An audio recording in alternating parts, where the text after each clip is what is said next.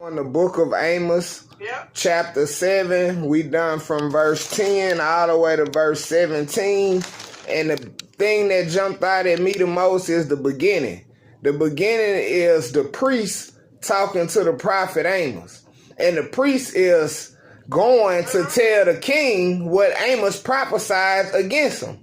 And it said he sung word, and he said that the words that he's saying, are too much for us to bear.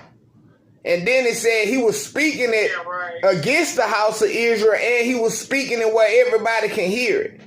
So he's saying that you gonna die by the sword, and we gonna be took off captive. We gonna be led off captive. So the priest is telling this to the king, but the priest having a conversation with the prophet Amos, and he told that boy to burn off.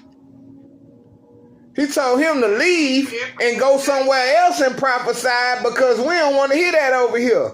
And for you to be a priest and you tell a prophet that was like, man, hold up. Yeah, very. You know the prophet is saying, thus says the Lord, and you going to tell him to go prophesy and go eat some bread in Judah. But stay out of Bethel. Stay out of Bethel, man. We ain't trying to hear that, boy. You better get up out of here before we do something to you.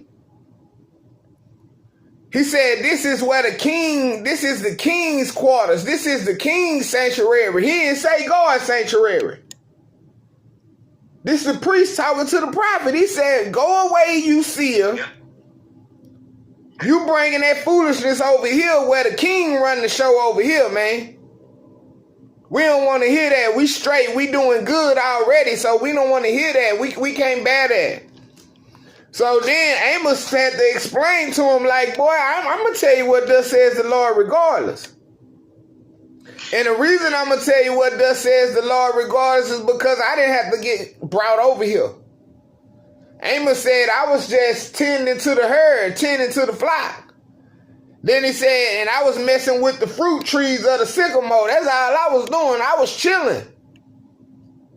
But God had to bring me over here. God had to stop me from doing what I'm doing for me to come over here and prophesy. And guess what? I'm not afraid of nobody over here. I'm not afraid of the king. I'm surely not afraid of the priest.